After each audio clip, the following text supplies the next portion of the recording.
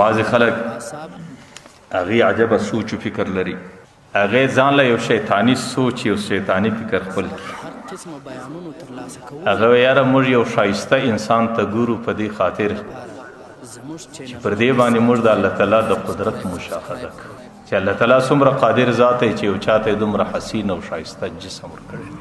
زه وایم دا هغه شیطاني دا هغه ابلیسي وسوسه ده چې انسان په دماغ کې راس.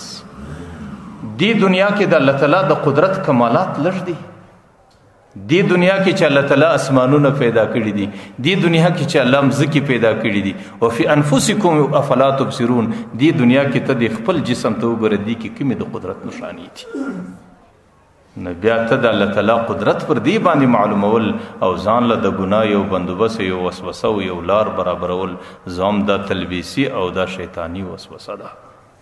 ځکه د بد نظرۍ څخه په معاشره کې ځان ډیر کتل